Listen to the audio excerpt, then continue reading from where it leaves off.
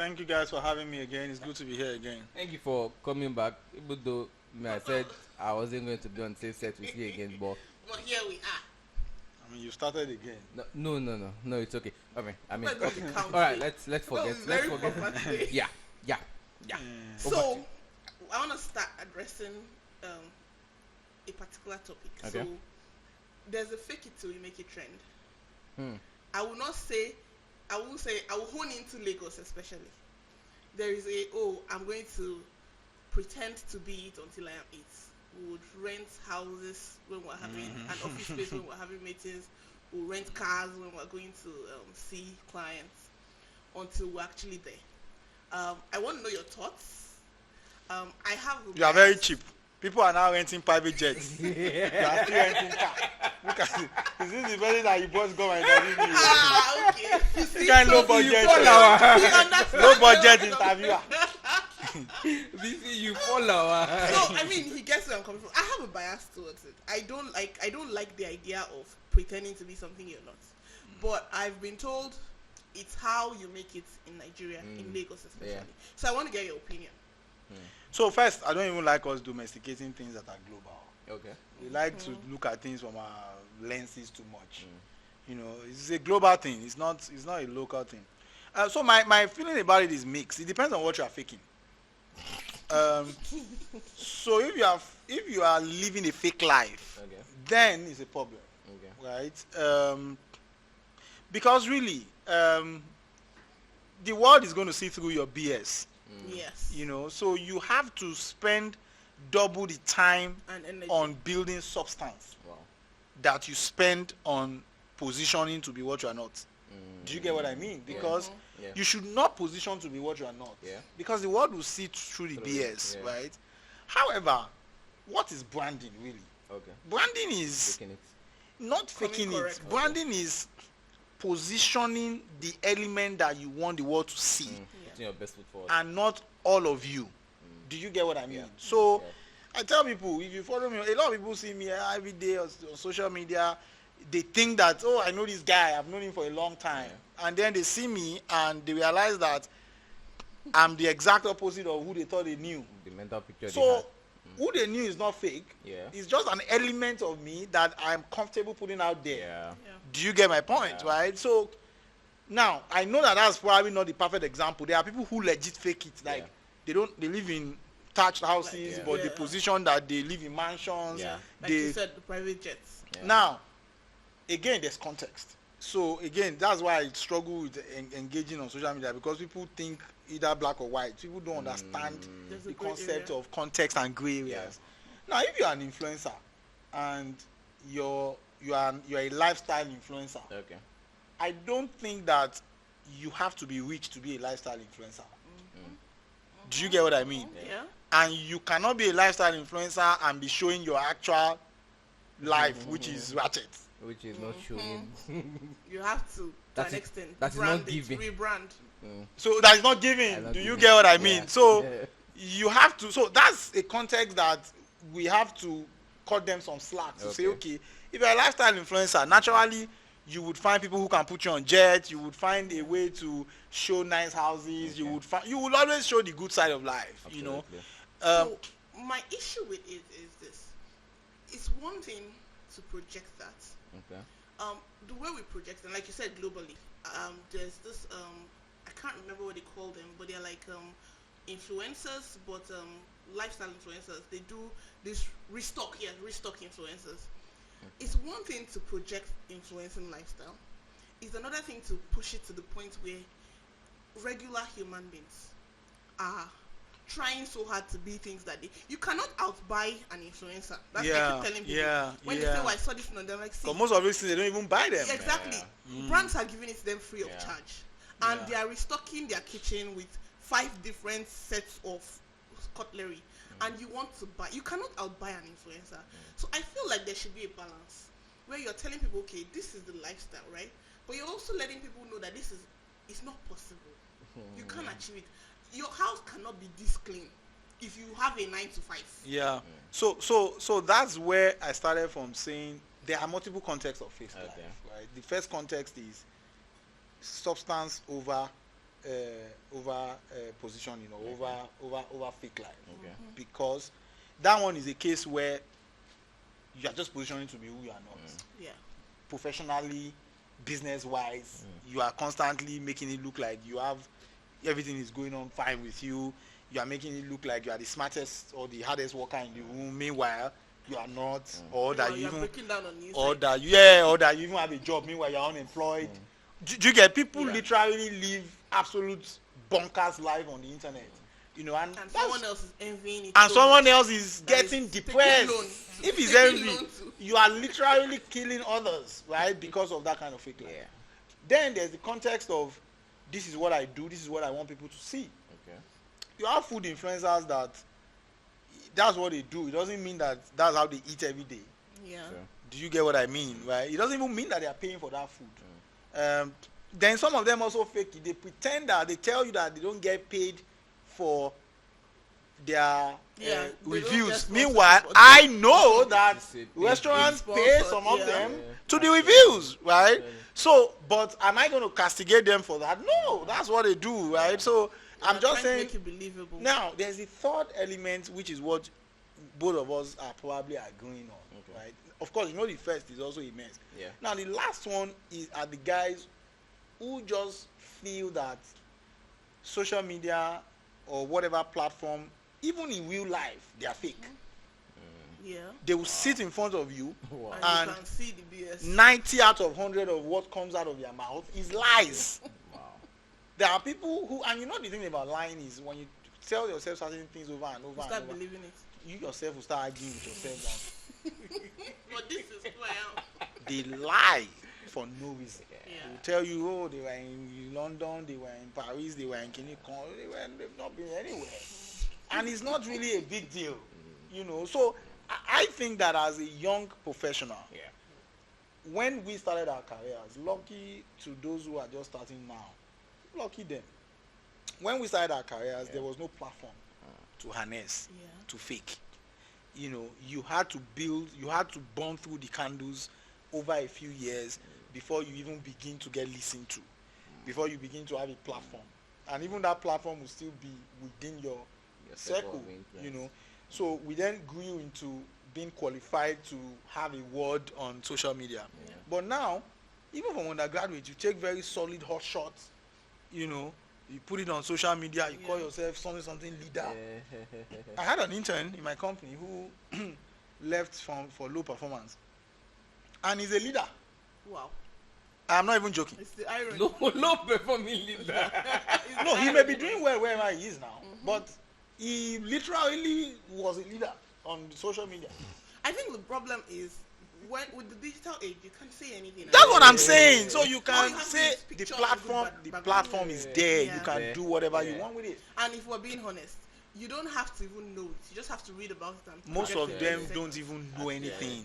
Yeah. But it's not sustainable in the long run. Yeah. Because at the end of the day, it is the substance that wins. Except your actual work is whatever it is you are doing, which is maybe you just want to build the info. You are not. So, for example, somebody who just left school and still gets money from home or barely has maybe 200K in his account, already positioning to be a financial expert. How does that work? What are you financing? It's financing. You are teaching people how to do what exactly? How to create wealth. From what? What wealth have you created? Created for yourself, exactly. Do you understand? So I think that brings me to my next question. Gen Zs. There's the platform. Yeah. We all have the platform. And if once I come with my camera and this background and this thing and I start talking, I am an influencer. Okay, remember the girl you look like now? One babe that used to be my crush back in the day. When I was in the world. Where you did that? No, he's in God. I thought we called the truth. Look at this guy. No, okay, that's fine. No, wait. No. Wait now. That's fine. Wait till I want to talk. No. I will start again. We'll start with you again. Don't worry. So I think my issue is I have had interactions with a lot of them. Yeah. And from my interaction and my personal and from experience of people around me, very few of them have substance. But I see someone like you working with them, and they're doing really well. Yeah. Did you take your time to groom these ones? Yeah. Or you were lucky enough to find, because I have heard every excuse from I'm feeling down today to I'm mentally my mental health can't take this type of job, for basic content creation, to this is not in my job description, for someone who is just starting. Yeah. What does he even know about JD? You get, for someone who who is down? an intern. I've heard every excuse in the book from these people, and then at the moment you're like, I can't work with these people. But you see, when you're hiring them and you go to check their profile, I think it's the background and there's just a lot. You think this person has to be it until you get inside. But you are working with them successfully. Is there something you are doing that we all cannot see? And I even think I was rooting for them. I think you responded to a tweet that went viral recently about how the guy said Gen Zs, you cannot work with them, they are lazy. And I think he said something positive about how. That's why I'm asking, he must be doing something that we don't see. No, so let me tell you something. Every generation says the worst about the generation that comes after them. Yeah. Either it's in school, when you were in school, I'm sure they told you, yes, that this set is the worst set, or if it's at work, they will tell you, someone like me who worked in firms where we used to have sets like university, people will tell you in KPMG, my seniors when we joined told us that in their own time, they will go to the file room, there was no laptop, they will queue before they can use a computer. Wow. The ones before those ones will tell them that, they were lazy, have to work. Still had file. I'm telling you. So everybody felt that their own generation is better than the next generation. Yeah. So there's a syndrome for it. I can't remember what it's called. So now, this is because what is civilization? Civilization is how society evolves over the years and is able to transform its culture and reinvent itself. Now, when they say society is not civilized, it doesn't mean that you were not civilized at some point. It means you have not evolved your culture, so you are still stuck on old ways of. Do you understand my point? Yeah. Now, it's the same thing with the Gen Zs. Okay. I think that the Gen Zs are, if they've come at an age that is different from ours. Okay. So their reality, the trends of their birth, of their birth time, the trends when they start work is completely different from ours. Yeah. So there are certain things that you cannot take away, right? Generally. Now, having said that, and you have to accommodate that. Okay. Now, having said that, every generation has, because of those trends that we've identified, those trends usually amplify certain traits in people of different generations. Now, naturally, those traits get worse amongst, maybe, let's even say majority, or let's say a lot of them. Okay. That has happened from generation to generation. It doesn't mean that there are no hard workers among them. Absolutely. Or there are no well brought up ones among them. Do you get my point? It just simply means that for some of them, when we were in school, that was the trend of Yahoo. That was when Yahoo evolved. That was when Yahoo emerged, right? And when I started working, I look at the circle of friends that I had, and this applies to most of my friends. Maybe just about 3 out of 10 or thereabouts was actually started working 8 to 5. Majority people wanted to either be on the streets, do Yahoo, or do that time you used to call it money order. Do MO. You carry money order. Do you understand those kind of things? And I can never forget the older ones used to say, you guys don't want to work in our days. My uncles used to tell us stories of how they started working back then in something ministry, all those kind of stuff. And they were paid 5 naira. Exactly. So at every point in time, employers had to put in processes to get the best of that generation. Okay. Now, we as millennials are also lazy to get the best out of the context of the trend of times that we are in. Okay. Because now, as we've said, there's digital as an alternative. So you have to do a lot more hard work to get the best, to convince them that, look, this pathway is better than just going online to fluff. Yeah. Because the alternative is there for them. Yeah. Now, COVID was now a major shift in a generation that we already think is lazy. Yeah. COVID then changed dynamics of things to say, why do I need to go to work? Do you understand my point? Why do I need to go to work? Remote work. Now, I remember when I was in the university and they used to teach us global economy, international political systems. That time it was theory. Now it is literal. Yeah. You are literally living in the global environment. Yeah. You can live here. You can live in Oshogbo or some remote place in Ogbomoso and be working in the US. Absolutely. Right. Yeah. So we have not registered our business anywhere else in the world, but we work with clients across different geographies. Yeah. Right. So what that means is that you as an employer, you have to do harder work at identifying the talents amongst the generation and meeting their expectations. I challenge anybody, and you guys will put this on social media. I challenge any millennial to come to me on a debate and convince me that their recruitment process brings up the best of Gen Zs, and those best of Gen Zs are lazy. Most of these millennials are lazy people. Yes. Is it by having plenty followers on social media and being a political analyst or be carrying the bag of politicians and say you are a leader? What are you leading? You cannot be a serious-minded business person and you tell me that Gen Zs are crap. No. People work with some of the smartest, best. They have the best skills. We are not talking about AI. And now it is a threat. AI is not a threat to Gen Zs. They will sit with AI. I don't even know how old that guy is, 21 or 22. Guy who is a content guy. Okay. Another of my colleague was telling me, this guy too is a Gen Z. Okay. In fact, he's probably one of the most hardworking people on my team. He was telling me that his colleague, who is a content guy, created an AI prompt that models how me, Ayo Bankole, talk and write. Wow. I mean, I don't even know that's possible. Wow. I'm not joking. And he applies himself, comes up with solid content, works around the clock. I only work with Gen Z. I cannot hire a millennial. Wow. I'm not joking. Most times they are cast in their ways. They are not agile. And we live in a VUCA world, volatile, uncertain, complex.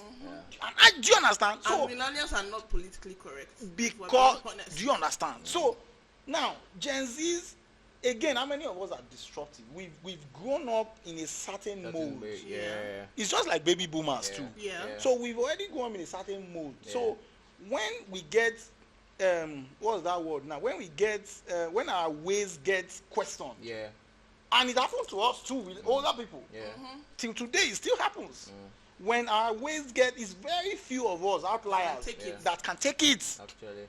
So when somebody tells me that, now, can you even do the hard work of managing a system where people don't have to, if they don't need it, they don't have to come to work every day? Good question. Can you build that type of system? If your system doesn't allow it, and you have to make them come to work every day, can you build a system where they enjoy it? They want to come to work. Because that is the age they live in. You cannot discount that. I can be in my house and end my brother, what you're paying it is you that is uncivilized.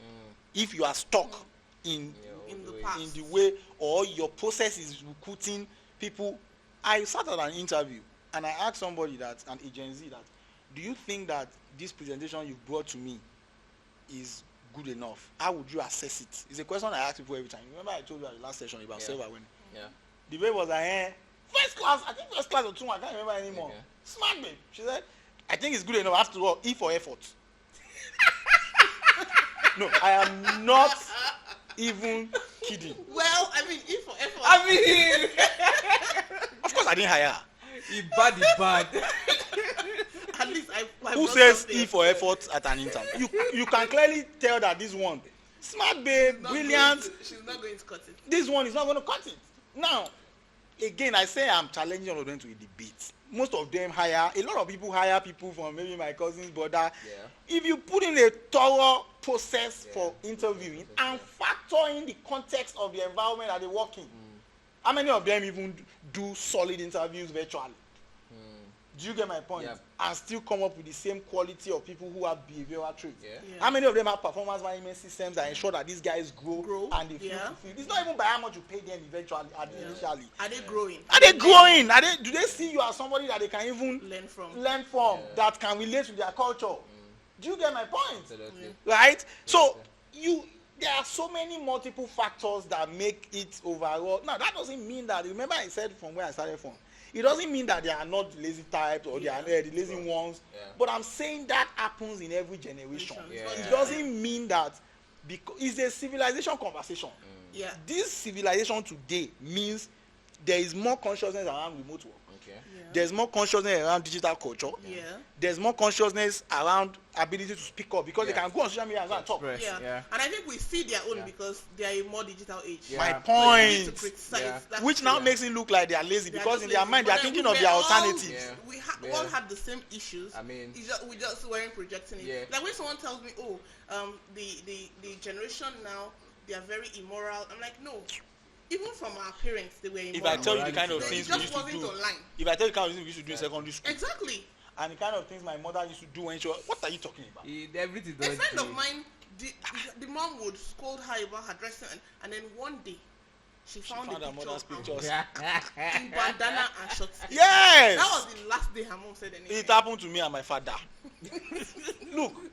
Because I know millennials. I know I have clients, I have friends, I know how we approach recruitment. I know how we approach performance management.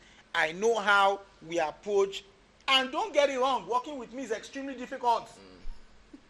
Don't come and think that the way I'm talking, like, I'm a nice guy. Easy.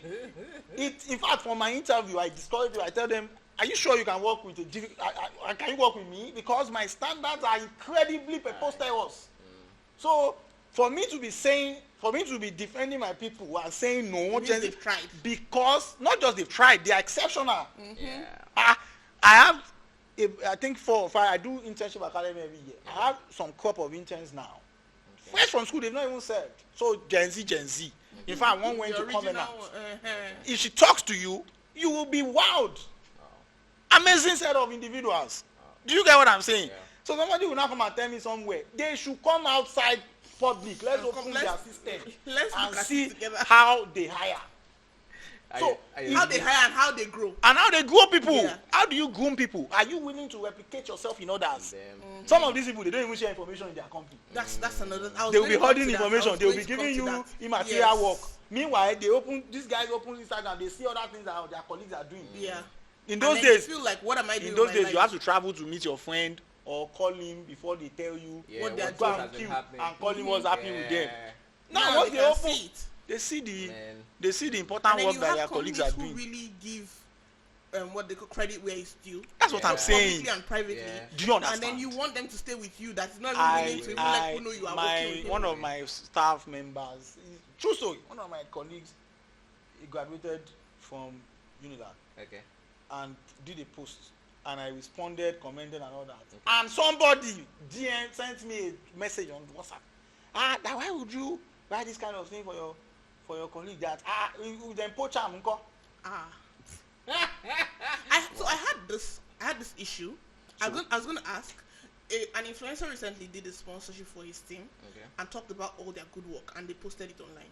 And my first question was, if not because I know he's a good boss, the ideal person would think they will poach these people from you. Actually, someone that is doing better. But then it's easy. You can confidently do it when you know I'm treating them right. So for you to poach them, you must. So if I start talking about poaching, probably will not live here. You see, because somebody leaves your firm. If you are running a business where it crumbles because somebody has left, you're not running a business. You are a jester. Just go and open a carpenter workshop. That's true. Because the only person who can make the business die is the visionary. Remember what we said earlier? It's the visionary. Right? And then why would you run a business where you don't want people to even grow out of the business? Exactly. So it only becomes a problem when you are constantly losing value. And that then the problem then becomes yours. for so many people to be leaving you at about the same time. The best of them. Yeah. Now you should have a pipeline. Okay. There needs to be a system where communication is flat. Okay. In terms of information is flat.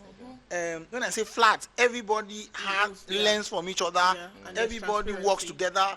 Information is open to everybody, so that even when some of your best talents leave, the system doesn't crumble. Wow. Yeah. Wow. And when people leave, they are still ambassadors of you. Wow. Yes. They are still able to look. And I say it publicly, it's not nepotism.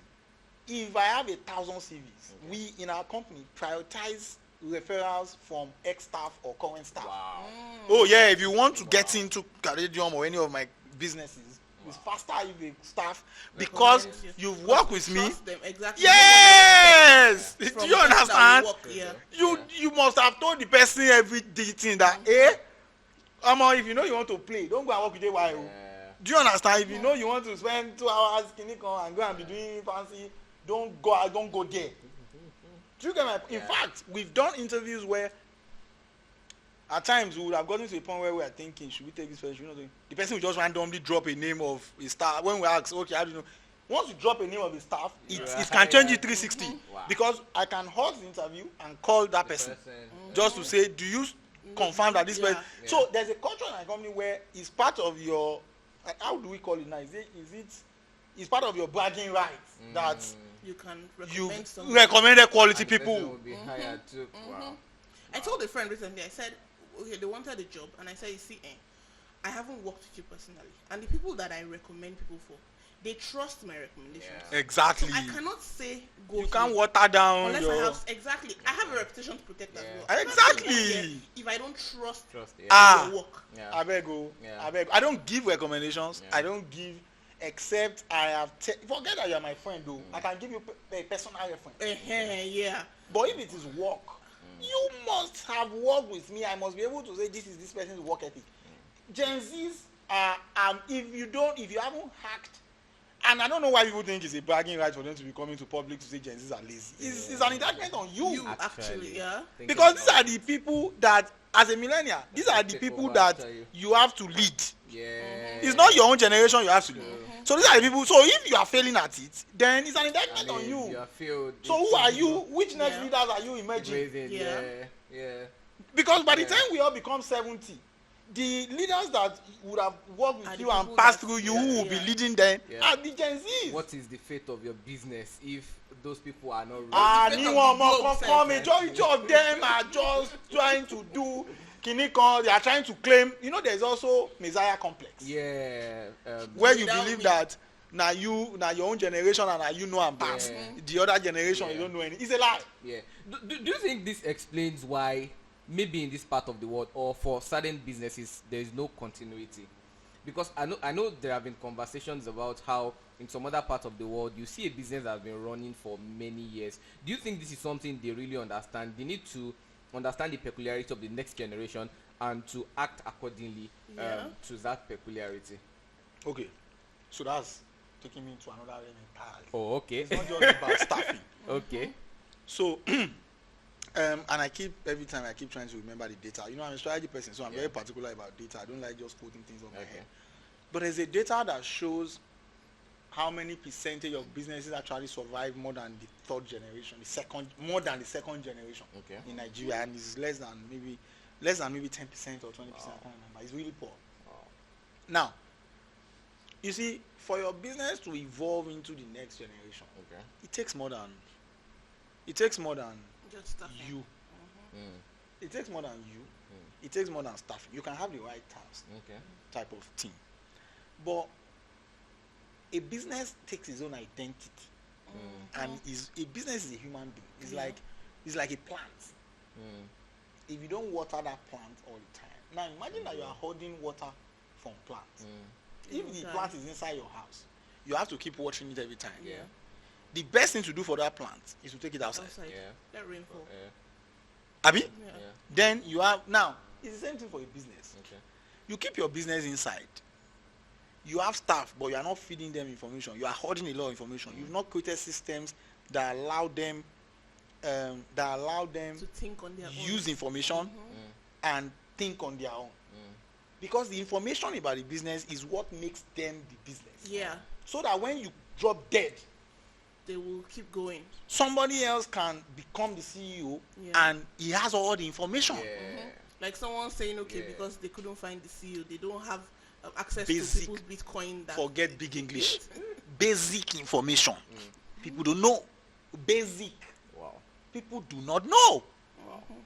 So there are different degrees of information in an organization. I am talking about basic information. People don't know. Except you don't know how. See, you should be happy you are not in a line of work. But if they know, maybe I will not be making money. Well.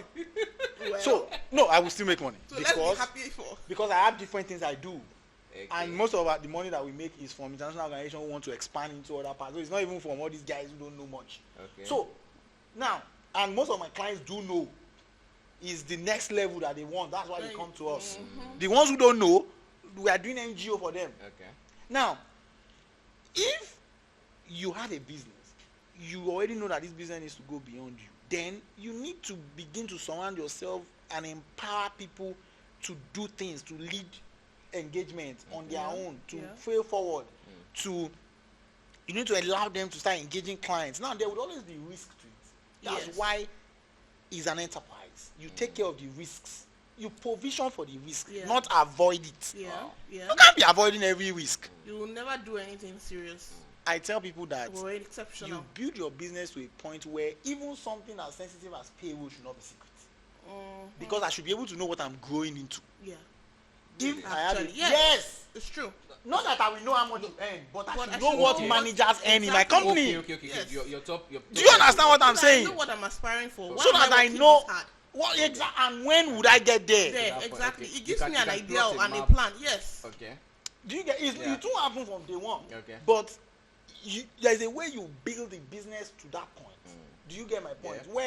And that's what we try to do for people. That look, this is the career map. This is how you can grow. When you've gotten it to that point, you can then let everybody know the range, the pay range of every level.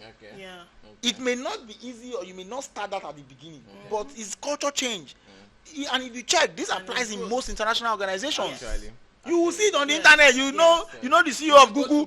They have all their earning. You know what directors are. Because I should know that if I'm going to stay here, this is what I'm aspiring to. And even more, why am I even you are more encouraged to want to stay in the first place. Let's even forget payroll safe. I say basic information. You are holding it from staff. So if you die, that's the end of the business. Actually.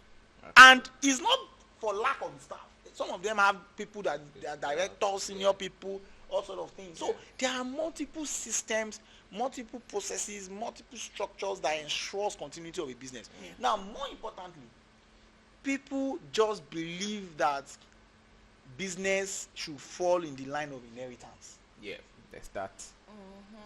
My child does not have to inherit my business. Doesn't have to be interested in it by force. I don't even intend for my child to inherit my business. I intend to probably sell off. If you know, if once I'm old enough, they buy me out and I go and enjoy myself. International strategy company is coming to Nigeria. Please do me an intro. I'm building a brand that is buyable. Because then it means you have. Look at Akintola Williams Deloitte. The man will not be half as great after he's dead today, if not because he has sold to Deloitte and it has become an international firm. Now, you can then provision for your family. What you owe your family is to structure the business in a way that they continue to get returns forever. Not that they should be there as employees or if you have done it and you are lucky that one they are of them interested is interested and in that line is good. And if you go and study, because it's also part of the work we do, we help businesses structure family businesses. If you go and, if they don't, people don't know it's actually hard work. You just think it's just by saying my son will be here. No! So he has to take over. You have to do a proper family business modeling and transition. Go and study family businesses all over the world that are succeeded at it. Their discipline is worse than family business discipline.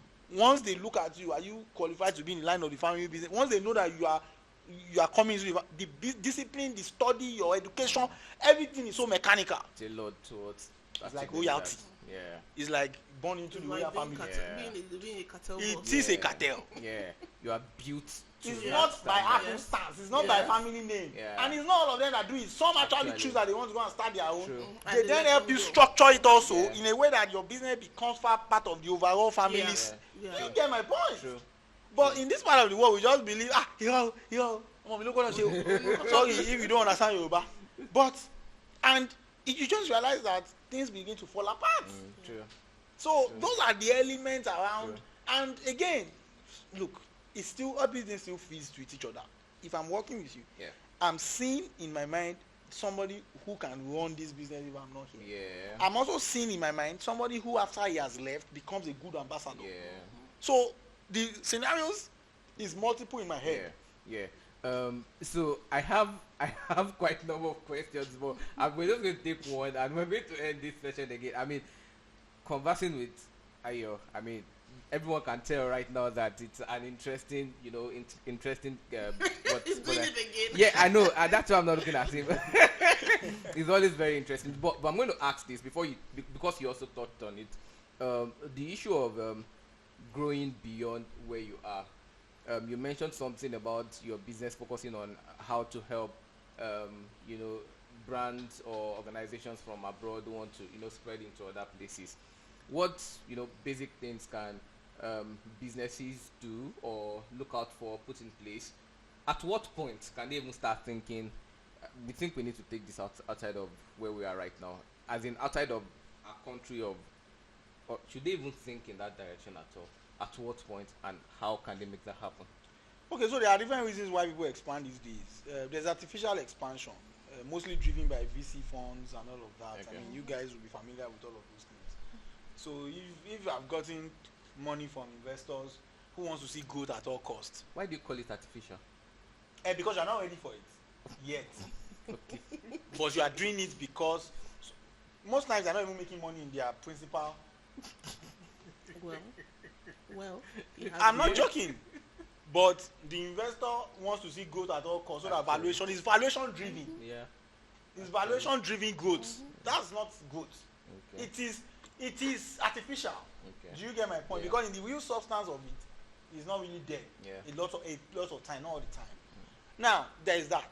Now there is brick and mortar type of business who wants to go, who wants to expand. Maybe you are in manufacturing or something like that. Now, many times, again, people need to be understanding how I speak. I don't use absolute words. Many times, the best form of expansion is demand-driven. So, I already have 2, 3, 4 clients in Kigali. It's time to go to Kigali and set up as a business. Yeah. Because it won't favor me. If I go there and I'm now chasing for clients. It won't favor me to be doing that business as a foreigner. At some point, government can decide that why are you using foreigners? Bam. Actually. It can get to a point where even the business owners will be like, these Nigerian guys, why? Exactly. I did a job for a client in Kenya. They actually did say that, why are we using Nigerians? Wow. Why not Europeans or Kenyans? And the only saving grace we had was they sent my profile, and legit, you can't see my profile and say you don't want to have a conversation with me. Because I've done the work. I have the footprint, I've done the work. Number 2 was that it was a West African expansion project. Okay. They were going to move from East Africa into West Africa. And I was in I am in West Africa. Do you get? So that is the type of expansion ordinarily that should exist. Demand driven. There may be times when it is not demand driven, but you see the potential. Usually that's when you do feasibility studies and all of that to confirm that there's potential in this market. In that case, your business is already doing where it's coming from. You have the capital to expand. You are thinking of new markets. Do you get my point? So usually that's it. Now, that doesn't mean that the first category of people do not also see the potential. At times, it may be that they see the potential, but many times it's just artificial. It's just a case of, we've raised this money, what do we do with it? Investor is waiting for us to show working. It's not actually revenue. You are not following revenue. You are not following profit. You are just taking your mark. You are just taking your box to say, I now operate in 5 markets. I have this, I have that. You get we expanded to Europe and Asia. There is a bank. Again, we shouldn't be doing, but this is a podcast. We should be able to mention anybody's name. There's a bank, one of our leading banks, that they were interviewing the CEO. And they asked him, your other banks, your other competition, they are in every country in this market, in this eastern region. You are closing down here. Why are you closing down? It does not mean your company is not doing well. He said, what? He said, that's such a silly analogy. He said, because he's not in the race for expansion. He said he's in the race for profit. Oh, wow. He said that market is not profitable. Oh, wow. And that they should go and bring the P&L of all the banks in that place to come and show him if they are profitable. He said, so if you are not delivering to my profits, why am I here? I close you down. Wow. Do you understand my point? So different companies have different reasons for expanding. It can be for new market. It can even be for strategic investment. Maybe you want to do another thing there, but you are first entering through. Yeah. Okay. There was a study I did many years ago for an aircraft maintenance hangar aviation company. Okay. And we did that study many years ago, maybe 12 years ago now, or 13. And we realized that for that investment at that time to be profitable, they must be able to acquire those are categorized as non-profit type of aviation assets. Wow. The churches. Wow. Yes, a lot of private owned aircraft that you see in the market belong to either churches, foundations, and different value systems run the world. You think it's okay in Nigeria. In some part of the world, as a business, you are not allowed to that your major focus will be non-profit. It didn't make sense to them. Do you understand? They were looking for commercial airlines, and the ones who were available already had their maintenance aircraft or were already patronizing the non-profits too. And I can give you an example. A church, for example, has about 5 jets, has an aircraft maintenance in what's it called, at the airport. So, and they didn't come. The study simply said, look, it's a no-go decision. If it is going to be based on this size of capital, based on this expectation, based on this, is pointless. And they didn't come. Do you get my point? Some would have still come to say, is a strategic investment decision. We just want to be in West Africa. And they will still come. And they know that. Add it to our portfolio. Exactly. It depends. Sometimes some banks do that. It may just be because of one customer. Do you know? So that kind of thing happens, and they will come and start up there. So, but what should all things ceteris paribus, what should typically drive expansion is demand. Is demand or very strong potential. Wow, amazing again. At this point, we have to draw the curtain. I don't want to say something that will make Ayo start doing Yimu for me. No. We've got a truce. You're my guy. Thank you so much. Final words? Must I always do this final words? Yes. So your insight is too much. There's too much oil in your head to not give final words. As it been, even though we say you game meeting, we will just do this in the go. Not like 2 hours. If only you could just talk. Final words. This goes to the Gen Zs because we've spoken about Gen Z. A lot. You see, if you were born in this generation, I can assure you, the world makes things look. Your world makes things look easier than they are. Trust me, the world is not as easy as it looks. It seems. So, if you ask your Gen Zs who look like they are flying in other parts of the world, they will tell you how many night candles they burnt. So, wherever environment you are going into, you really need to know what you want to be in when you are 40 and you are no longer Gen Z, when you are 50, right? And that person that you want to be is going to be defined by the candles that you have burnt now, the depth of what you. So anything you are doing, there has to be massive. Even those influencers you see, if you sit with them and know the type of work that they actually do to create content. Look at the work that you guys have done just to put this together. Do you get my point? So whatever you do, don't let anybody deceive you that it's just by putting 30 minutes and spending the remaining fluffing Instagram. No, you have to. So any environment you find yourself in, you have to do the goddamn work. And if you know that you found yourself with millennials like us who discount your reality or does not allow you grow, does not share information, this is a digital age. Information is flat. If anybody is still holding their own information, thinking their idea is the best in the world, call their bluff and go and look for somewhere else to work. Nice. And please, digital is tempting, but never go online to go and be talking about your client or confidential information. You must always respect confidentiality. I saw that. That's what shows maturity. Yeah. Otherwise, you will be what people are saying you are, and I know that you are not. Yeah. Thank you. Yeah, powerful. For having me. Powerful. For this Powerful. sweet. Now this thing, anything you heard me say, now this drink. Oh, we know what to do. Thank you so much. Thank you.